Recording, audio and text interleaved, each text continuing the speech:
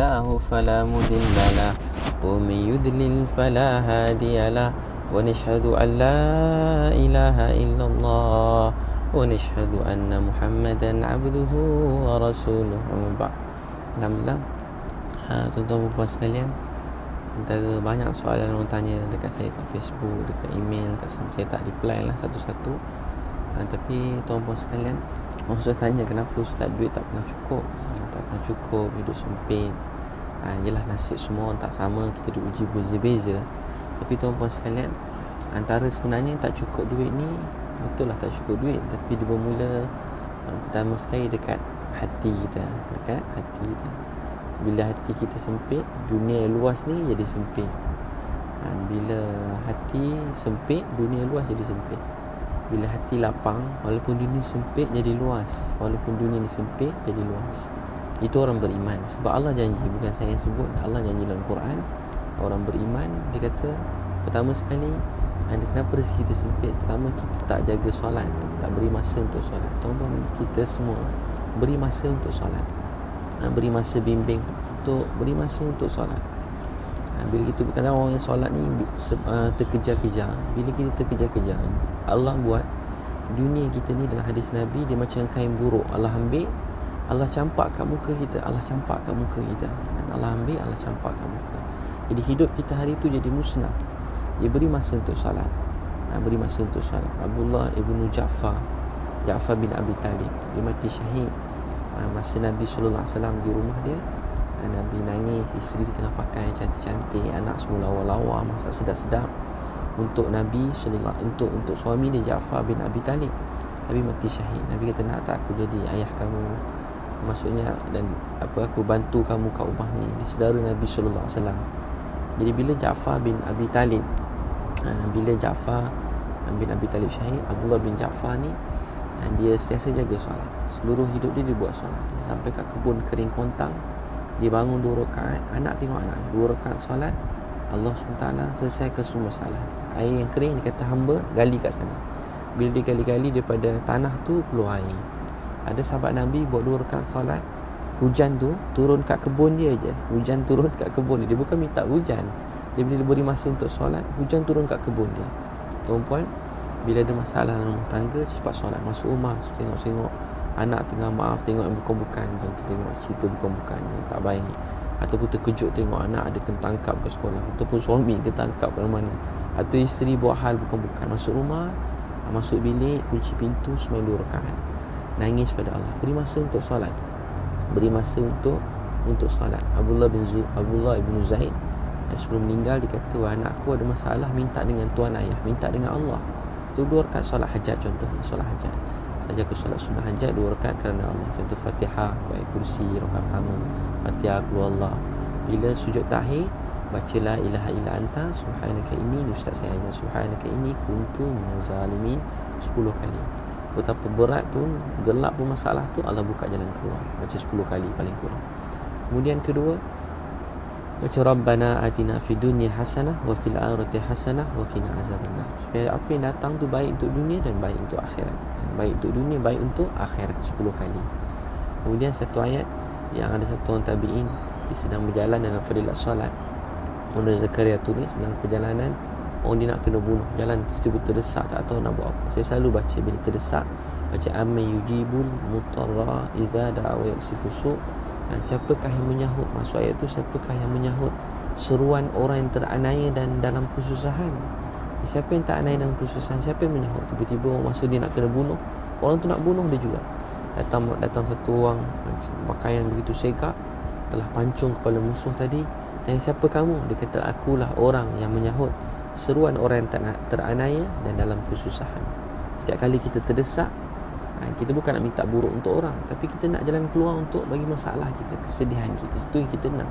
Orang bila timpa musibah, kita minta keburukan untuk orang, buat apa? Kita ditimpa musibah, kita minta Allah buka jalan keluar untuk kita, Yang pertama, dia kata solat sunat hajat, contoh 2 rakaat. Buat bila ajar anak-anak buat. Tuan-puan, bila anak kita dah terbiasa, bila ada masalah, main nak sembahyang sunat, main ni mak ayah kita sembahyang sunat hajat masing-masing.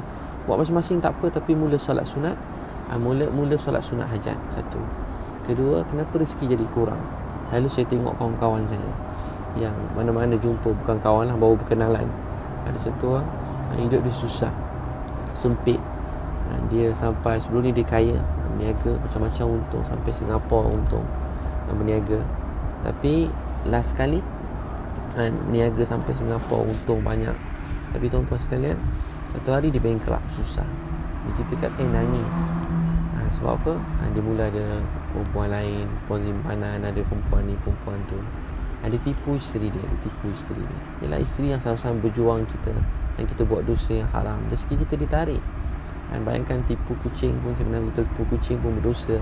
Dan kita panggil kucing berumah, tipu keluar rumah, tutup pintu.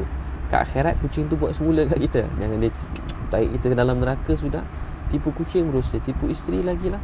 Tuan-tuan sekalian, ada isteri yang kita sayangi, dijaga baik-baik. Nabi SAW sangat menyayangi isteri dia. Nabi sebut yang terbaik di kalangan kamu ialah nak tahu seorang tu baik ke tak, bagaimana dia melayan isteri tu. Tuan-tuan, untuk tu isteri yang sama-sama susah ni kita berjuang, kita hargai dia, sayangi dia, dan hargai isteri yang halal untuk kita, dan jaga dia baik-baik. Jangan tipu dia rezeki kita hilang.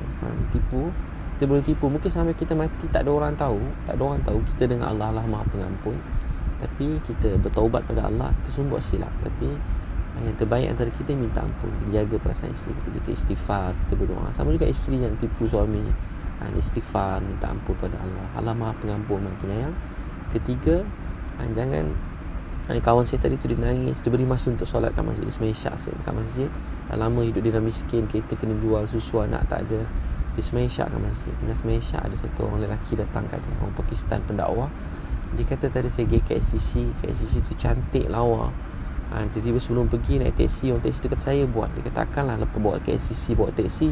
Rupanya kerja kontrak kat situ pun dia bangga. Dia kata KLCC dulu, hutan sini saya buat dulu. Dia kata orang bawa teksi tu. Kata ustaz yang dari Pakistan tadi, dia kata begitulah kita dalam dunia ni, di akhirat. Dia kata Tuhan banyak buat baik sebelum ni. Setiap kebaikan tuan-puan buat untuk agama, semua Allah SWT akan hitung di hari akhirat. Apa saja tuan-tuan perempuan beri untuk agama, kita ingin dikaitkan dengan kebaikan. Dengan dunia orang kata main berdakwah, tak apa abang jalan dulu. Main kita pergi qiyamul lail, tak apa abang jalan dulu. Tak apa yang awak jalan dulu. Main kita buat taklim bang, tak apa awak jalan dulu. Main kita masuk syurga, tak apa awak masuk syurga, saya masuk lambat. Untuk dalam dunia semua boleh jawab macam tu. Main kita ambil jalan halal, tak apa. Tapi bila di akhirat, kita semua ingin dikaitkan dengan agama. Kita semua kata saya dulu pernah beri sedekah, saya pernah sayang keluarga. Tuan-tuan, kedua, jaga isteri dengan baik. Jangan tipu isteri kita, rezeki kita hilang, atau pasangan atau suami kita.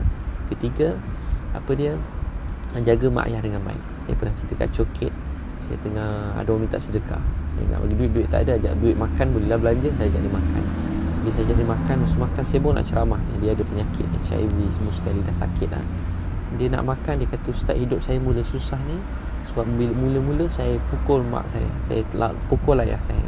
Semenjak itu penyakit datang, rezeki saya susah, risap dadah. Terus hari tu juga dia kata saat dia buat tu terus sakit datang, terus musibah tak berhenti datang dengan dia lawan mak ayah. Seorang pakcik saya, ada saudara saya walaupun dia bukan Islam, dia khidmat atuk nenek saya, dia khidmat, dia jaga, dia khidmat, belikan tempat tidur yang bagus, yang baik. Walaupun baca pun tak berapa pandai, sekarang berniaga, mencurah-curah rezeki, jaga mak ayah. Mak ayah, dalam hadis Nabi, saya buat baik pada mak ayah, balasan segera. Buat buruk pada mak ayah, balasan segera. Jadi tuan-puan sekalian, jangan jauhi tiga perkara. Jangan tinggal solat, beri masa untuk solat. Jangan aniaya isteri, jangan zalimi isteri, jangan tipu isteri, dan jangan tipu isteri. Ketiga, rezeki hilang. Tuan-puan ada projek dah, sign dah, tapi tipu isteri sekali je, rezeki terus hilang. Terus hilang terus, macam tak tahu macam mana. Tuan-puan dah sign apa pun hilang. Ketiga, jangan dahaka pada mak ayah. Dengan mak ayah jangan tinggi suara. Layan mak ayah macam raja dan permaisuri, mak ayah mertua kita. Isteri pun sama, layan mak ayah mertua dengan baik macam raja dan permaisuri. Tuan-puan jaga tiga ni, tuan-puan lihat bagaimana rezeki Allah mencurah-curah dalam hidup kita. Semoga Allah SWT beri taufik beri kita. InsyaAllah minggu ni program di Sungai Petani 22 Oktober ni, hari Sabtu ni, MPSP, Majlis Bandaran punya bangunan tu. Tuan-puan jemput datang ramai, jangan tertinggal kat utara ni, tak akhir lah ni insyaAllah. Jadi beramai-ramai datang. Daftar sekarang www.keluargasunnah.com atau WhatsApp 037 3666 848. ataupun time ni jangan terlambat. Hubungi kita ini tak sama, boleh walk in tapi hari ni dia tak sama dengan harga masuk walk in lah. Kemudian boleh dapatkan buku Isteriku Bidadari 03298494 dan set buku dan doa amalan harian. Ada murah tu, 5 buku 100 je. Kemudian program anak-anak cuti sekolah 3 hari 2 malam saya buat di KL dan di Johor Bahru.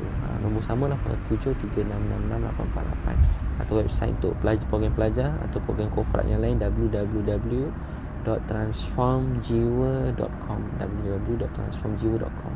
Saya tuan-puan, dan Allah beri masa untuk solat, beri masa untuk isteri, beri masa untuk mak ayah, dan Allah SWT beri keajaiban dalam hidup ni. Sebab bagi orang biasa jalan mati